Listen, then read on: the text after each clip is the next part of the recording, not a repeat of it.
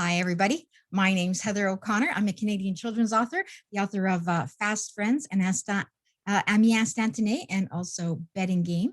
I'm here today just in case you haven't decided what you're going to read tomorrow for I Read Canadian Day. So I've got some of my favorite picture book suggestions. I'm going to try to count them down really fast. My top 5 books about pets. This one's called The No Matter What Friend. It's by one of my favorite authors, Carrie Lynn Winters, and it's about an old dog.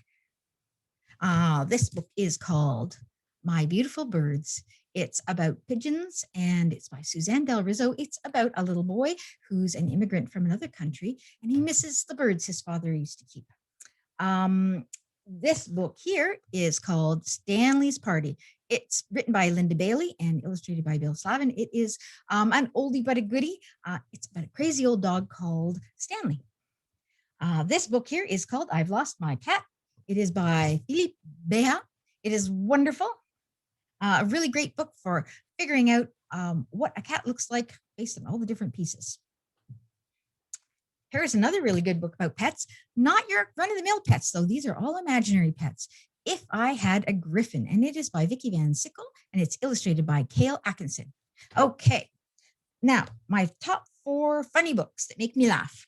This one here is called Boy Soup. It's the story is by Laura Slazinski, and it rhymes and rhymes and rhymes, and the pictures are by Michael Marchenko. This book here is another oldie but a goodie. It's called Puddle Man.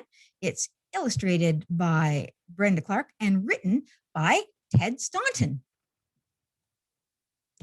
Here's another great story. It's called Mr. Zinger's Hat. It's by Carrie Fagan, and it's illustrated by Dusan Petricek.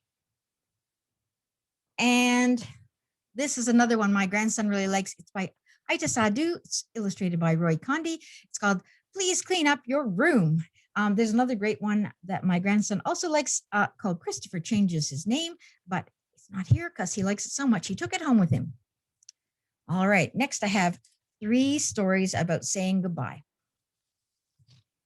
This is The Phone Booth in Mr. Heroda's Garden. It is one of the best picture books I think I've ever read.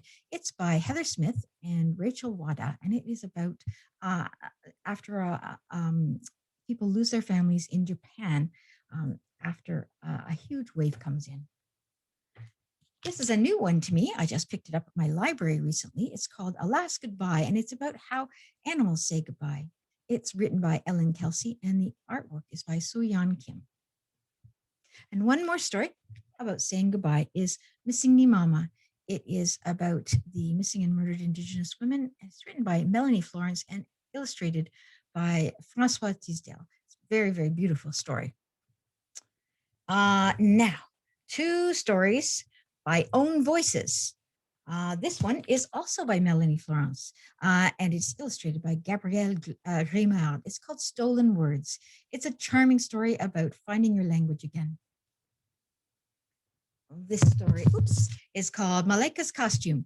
It's the first in a series of stories about Malaika. It's written by Nadia Home and illustrated by Irene Luxbar. The illustrations are absolutely glorious. And the last story on my list is a story that my grandson read when he was 4 3/4 years old, just like the main character in the story, and it's still one of my favorite stories. It's called Harry and Walter. It's about the friendship between an older man and a young boy. It's written by Kathy Stinson, and it's illustrated by Chin Lang. I hope you find something really interesting to read tomorrow.